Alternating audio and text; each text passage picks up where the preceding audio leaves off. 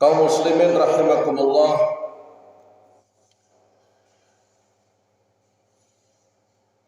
pemilihan umum sudah semakin dekat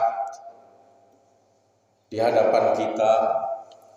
Insyaallah mudah-mudahan tidak ada halangan nanti bulan depan, tepatnya tanggal 14 Februari 2024, bangsa Indonesia akan mengadakan pesta demokrasi atau yang biasa kita kenal dengan istilah pemilihan umum, yakni di mana kita akan memilih presiden baru, juga calon-calon anggota legislatif yang baru, baik di DPR pusat, provinsi maupun kabupaten kota. Ada dua pesan penting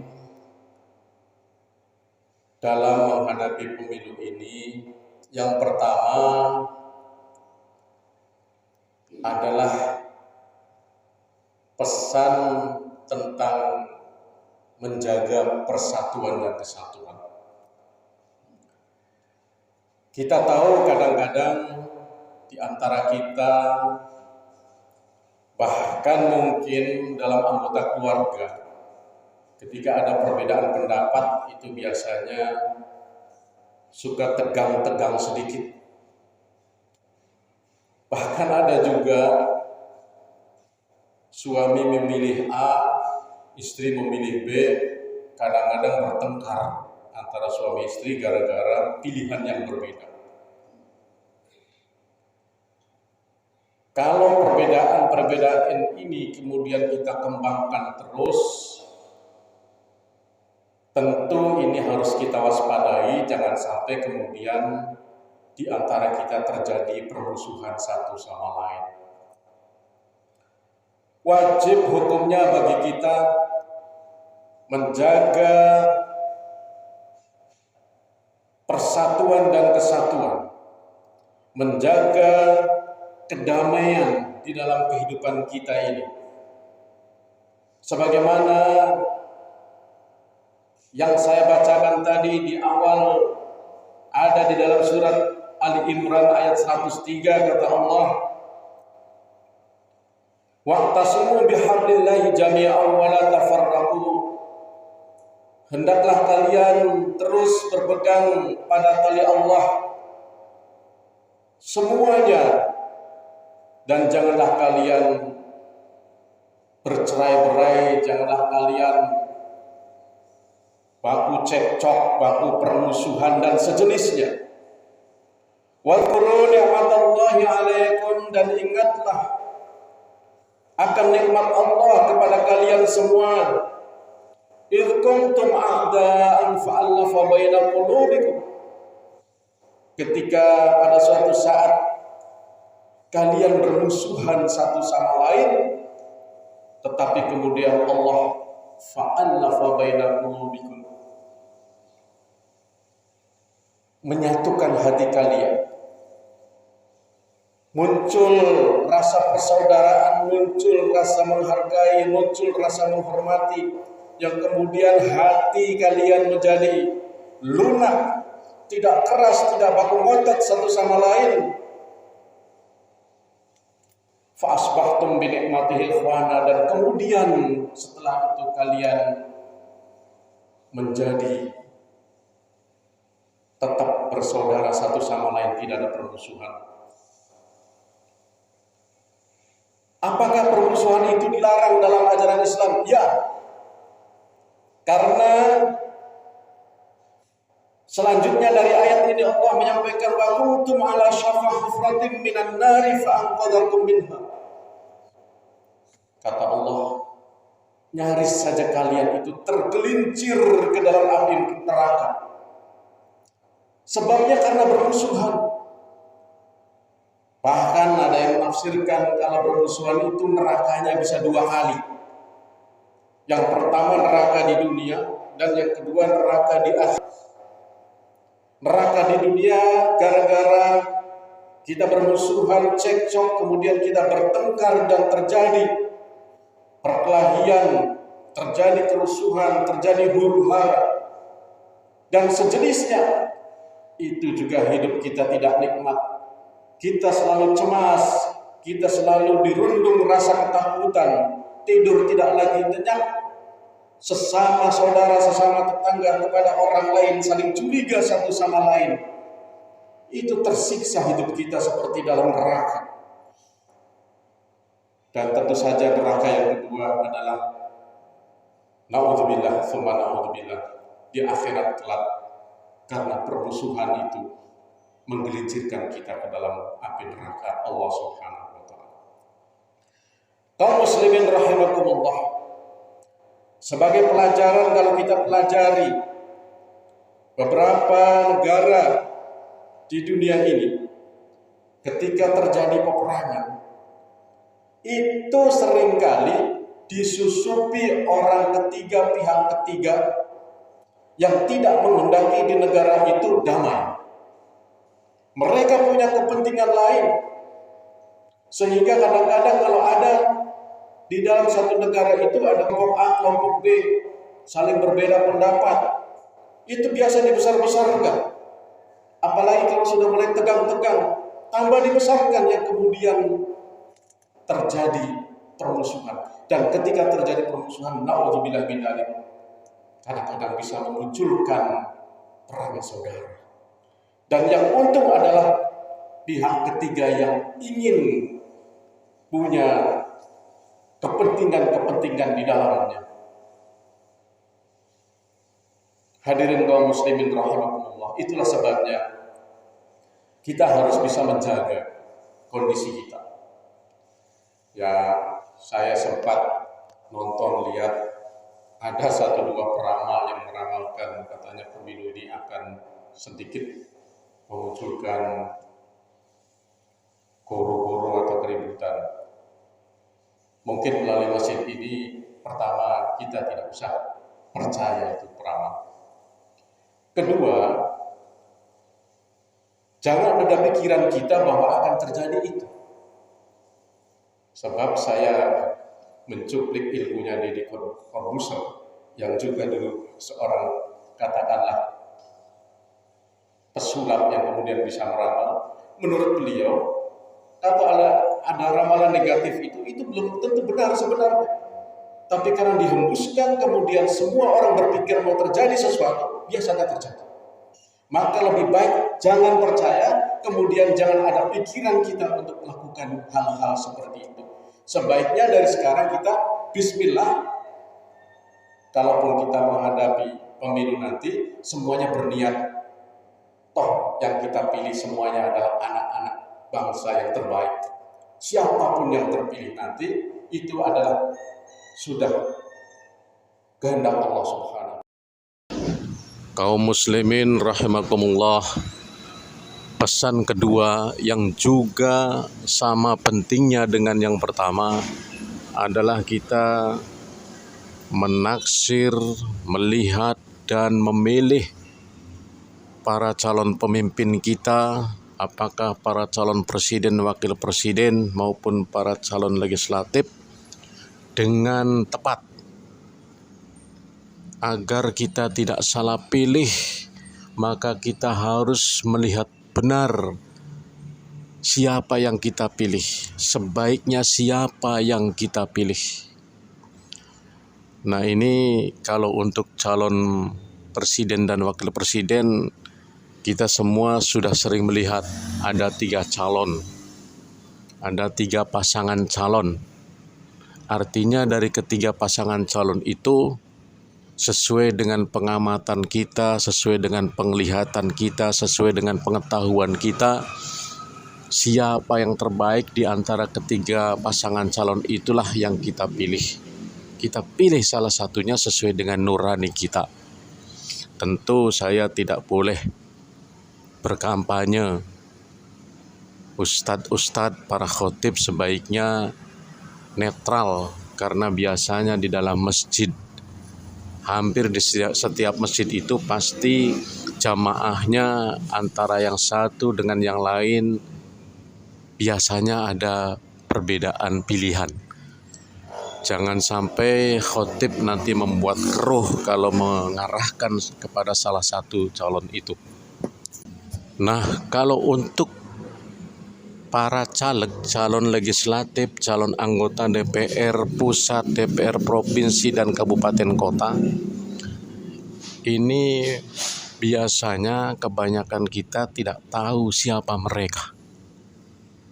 Mungkin kalau ada kenalannya, ada saudaranya, keluarganya, itu tentu saja mereka memilih berdasarkan pengetahuan mereka. Karena mereka sudah kenal, itu sudah bagus. Artinya walaupun dia keluarga saya, walaupun dia teman saya, menurut saya dia baik tidak kalau jadi anggota DPR, DPRD. Kalau menurut kita tidak baik, ya kita pilih yang lain. Kalau menurut kita baik, kita dukung saudara kita, teman kita. Nah, akan tetapi bagi kita-kita yang tidak tahu, karena tidak ada kenalan kita, tidak ada keluarga kita dan sahabat kita yang mencalonkan jadi anggota legislatif, biasanya kita meraba-raba, tidak jelas. Nah, dalam kondisi begini hati-hati dan waspada saudara-saudara. Karena biasanya kita kadang-kadang didatangi oleh cucuk-cucuk bahasa sininya adalah tim-tim sukses mereka untuk minta dukungan kepada calon-calon yang mereka usung, yang mereka dukung. Nah, kadang-kadang para tim sukses ini tentu biasanya membawa amplop, membawa kain sarung, membawa sajadah dan lain sebagainya. Nah, jangan sampai kita kemudian pikiran kita menjadi tidak jelas, menjadi bingung, yang akhirnya muncul pendapat, ya daripada saya memilih yang lain yang tidak pernah ngasih apa-apa, lebih baik saya pilih ini saja yang ngasih amplop kepada saya. Saya pilih ini saja karena dia sudah datang ke rumah membawakan sajadah dan sarung. Nah, ini waspada. Kalau memang tim suksesnya itu datang membawa amplop, membawa sarung, membawa sajadah dan barang-barang lainnya untuk kita, kemudian dia minta dukungan dengan syarat untuk mendukung calon yang ia dukung, artinya pemberian mereka itu bersyarat. Pemberian mereka itu, mohon maaf, nampaknya tidak ikhlas karena harus ada timbal baliknya. Harus ada take and give. Mereka memberi tetapi mereka juga harus menerima. Harus dicoblos suaranya. Kalau sudah seperti ini, na'udzubillah summa na'udzubillah, jangan sampai ini sudah masuk kategori suap. Kalau suap itu Bapak Ibu memberi sesuatu ada syaratnya. Saya kasih ini ya, tapi kamu pilih saya. Saya kasih ini ya, tapi kamu harus bantu saya. Itu namanya suap. Ar-rashi wal murtashi kulluhum finnar. Baik yang menyuap dan yang menerima suap, kedua-duanya masuk neraka. Makanya hadis ini diplesetkan oleh salah seorang ustaz, katanya benar bahwa suap menyuap itu tidak berdosa. Tidak ada hadis Nabi yang mengatakan bahwa menyuap itu atau menerima suap itu berdosa, tidak ada. Akan tetapi hadisnya berbunyi seperti tadi. Yang menyuap dan yang disuap kedua-duanya masuk neraka. Artinya dia tidak dibilang berdosa tetapi langsung masuk neraka. Na'udzubillah tsumma na'udzubillah. Yang Ustadz itu bilang bahwa kalau berdosa masih mending. Kalau berdosa itu kemudian masih punya waktu, masih ada jeda waktu untuk bertobat, bisa saja dosanya itu, dosa suapnya itu diampuni Allah kalau sudah bertobat. Akan tetapi ketika dinas ini berbunyi langsung masuk neraka, itu artinya kalau kita melakukan suap menyuap tidak punya kesempatan lagi bertobat, karena kita tidak disebut berdosa tetapi langsung dinas sebagai calon penghuni neraka. Na'udzubillah, tsumma na'udzubillah. Makanya saya sering menyampaikan ceramah di mana-mana, termasuk sesekali saya khutbah dan ceramah di masjid DPR provinsi. Saya mengatakan kepada mereka, kepada jamaah yang ada di dalam masjid itu, berhati-hatilah dengan uang yang kita miliki. Berhati-hatilah ketika kita ingin memberikan uang kepada orang lain.